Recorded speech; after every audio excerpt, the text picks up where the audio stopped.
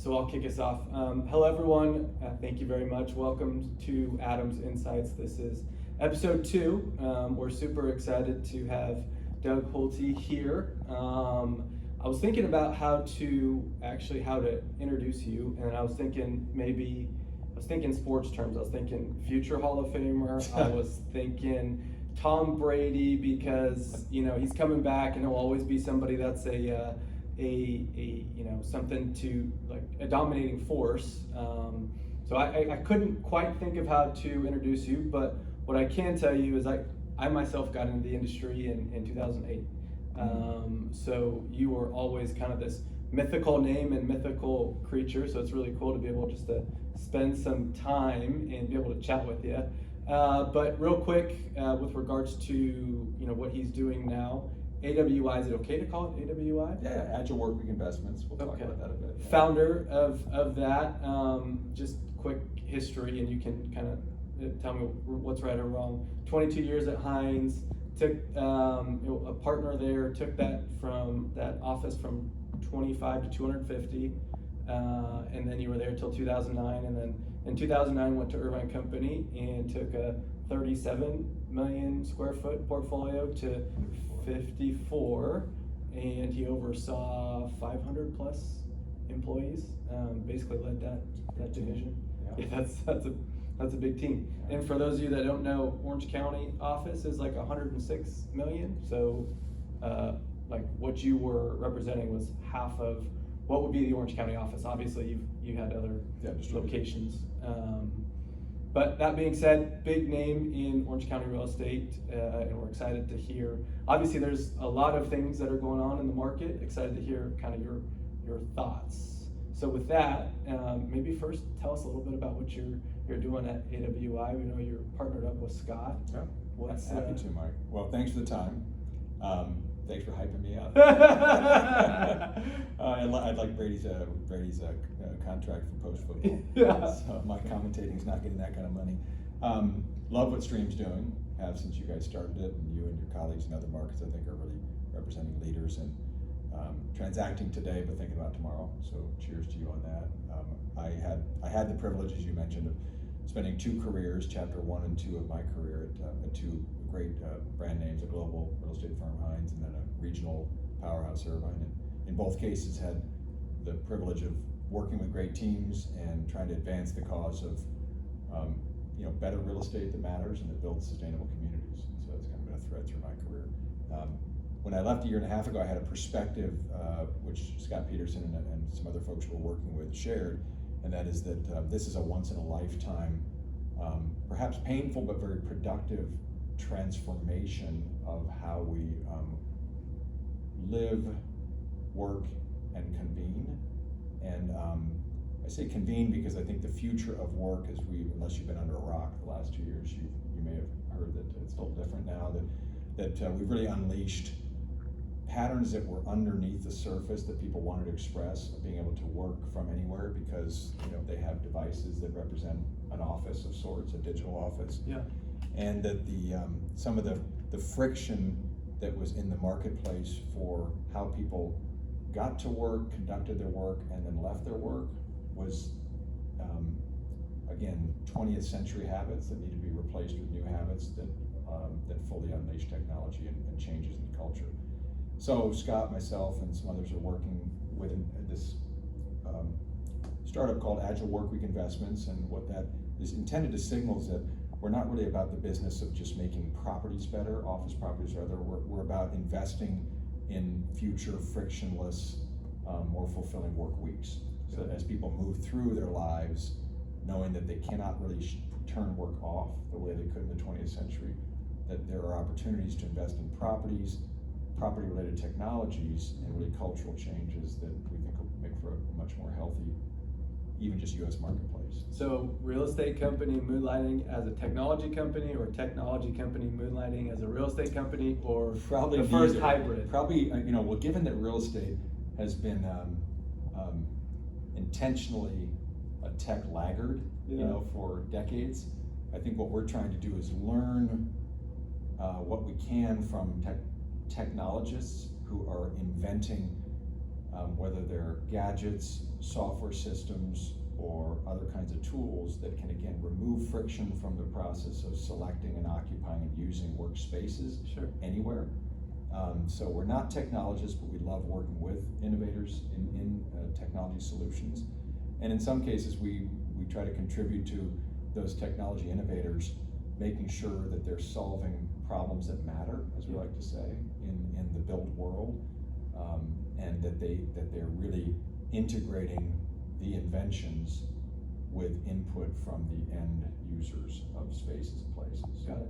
So yeah. what's an example of a technology that'll lead to high performance in the office space? So one of the companies that we work with and advise is called LiquidSpace. They're developing a digital. There's your first plug. Yeah, there you go. That was a softball. That was digital online marketplace. They're one of three that are competing, and they may all end up thriving.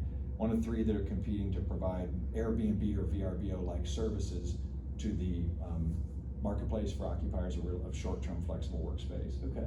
Because again, our industry, and again, I was a present participant, so blame all the boomers like me that created an industry that had as much friction and opacity as possible. Yeah. In terms of trying to get real estate solutions. I think Stream has been very tech forward, and I think you guys are able to run toward the future. Some players don't want to run toward the future, where folks like LiquidSpace can provide simple one-click Amazon-style experiences to select short-term flexible office space, given that that's going to be a part of the work week going forward more than it ever has.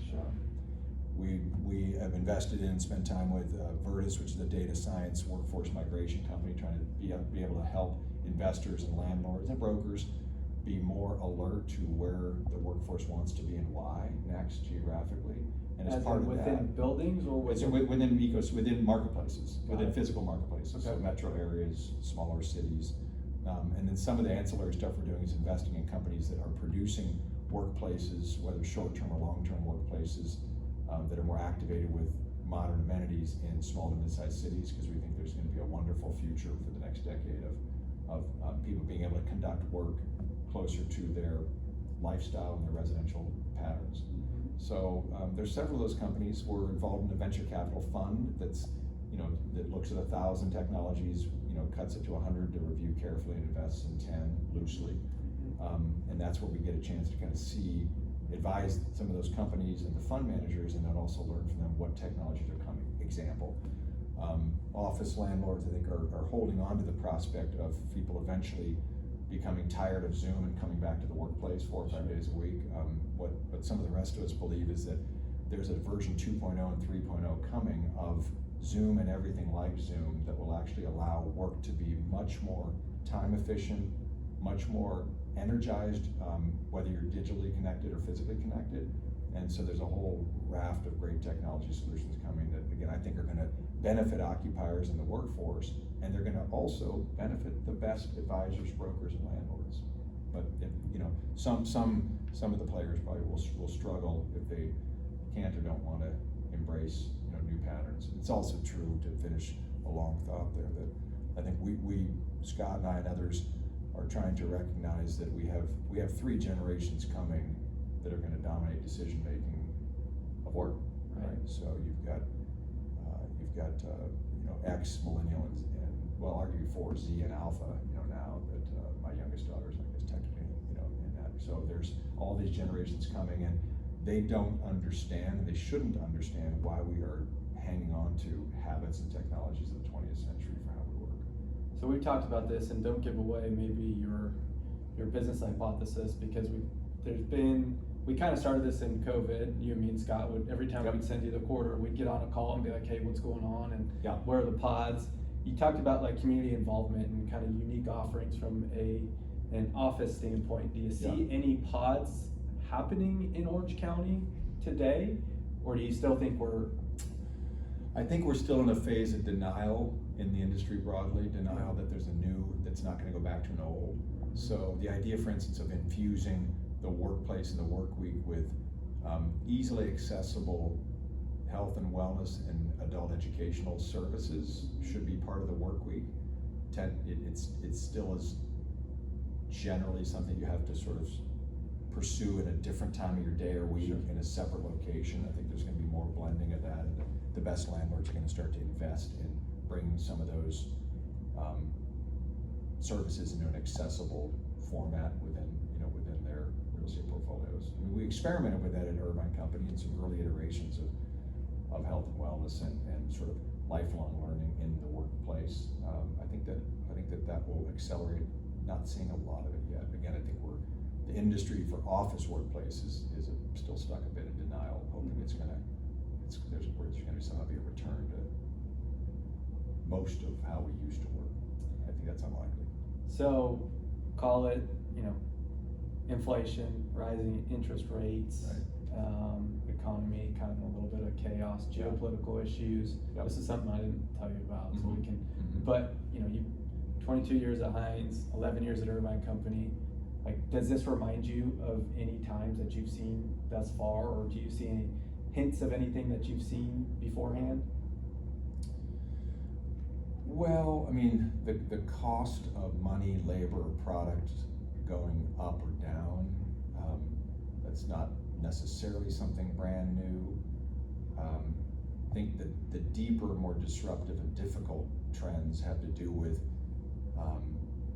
let's just again say America, rather than even speaking of other countries or continents, with a more profound realization that we are wasting human talent and time with the way we've organized work and workforce decision making.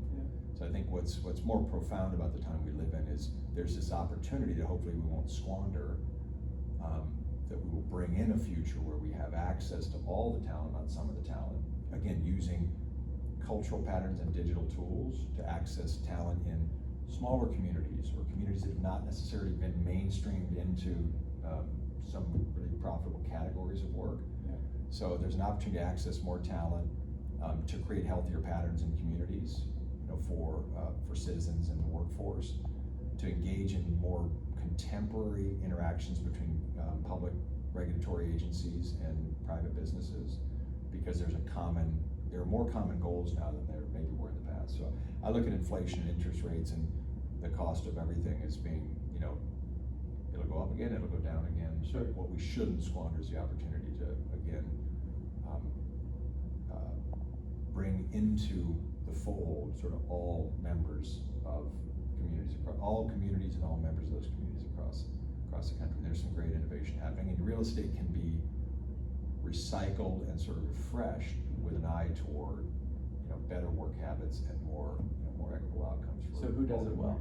Like, who's somebody that Orange County or cities within Orange County should model? Well, I think that Anaheim's trying hard. We're doing some work with as you, I think with the Samueli family and the OC Vibe project. Sure. That is I don't think Orange County citizens have any idea of how powerful that role modeling will be, because it's being designed to be a place that has physical products, services, experiential venues, and technology infused throughout it to make the day really live and easy and informative, and also to have much more energetic use of spaces, including bringing all members of the Anaheim and Central Orange County community into opportunities to have better access to healthcare and knowledge about healthcare, and better access to educational and adult skills that can help them thrive. Opportunities for small businesses within Anaheim and the surrounding communities to come into OC Vibe and present what they're doing, whether it's a technology or a food and beverage experience or a live performance experience. I think that's going to be a really, and I also think that 5 Point is undergoing a bit of a transformation as well with the remaining acreage at the former El Toro Marine Base. And they have leadership and intentions to, I think, also be an even more remarkable role model than maybe they imagined in the past at how to live and work in a very, I hate this word, but phygital, physical digital crossover, where what you can get done during the week is faster, friendlier, healthier. Phygital? Physical digital. I didn't make it up. I don't subscribe to it, but it's a simple way to say, without jumping to the meta, which I couldn't begin to explain what that even means, right? But trying to design communities where they are intentionally easy to navigate in the physical and digital world. Okay, that's great. Yeah, so I think Orange County is going to have some role models going forward, and the Irvine Company will continue to thrive as well. Yeah. Well, that's awesome. Probably always, for the most part, one of the smartest guys in the room, if not the smartest guy in the room. Definitely in this room. Let's go get Definitely him. in this Let's go room. get him. Definitely in this room you are. You know, I really appreciate your time. It was great to hear It's a your treat. insight. Looking forward to. Are you guys getting close to maybe buying your first property? Well, we hope so. Again, what we had hoped for, Mike, last year, and then you were part of our team and still will be, to find opportunities where we think that some retail formats and some office products, not the premier stuff, the premier best product service landlords, I think will still thrive, because to come to a workplace there needs to be sort of a new bargain that the workforce believes they get a payoff for coming there. So I think most of the generic office, some retail formats, and then some business hotel players will likely need to be recycled or replaced with newer versions of those products. So we hope to be investors, not only prop tech investors and advisors and propco or property advisors, but also property investors. If not this year, then next year. We're ready for that. Thanks, Mike. We'll continue to show you stuff. Excellent. Nobody else can show them stuff. That's right. We're only gonna It's show them a stuff. secret. Yeah. Cool. Well, thank you so much. Thank you. Okay. Really appreciate it. All right.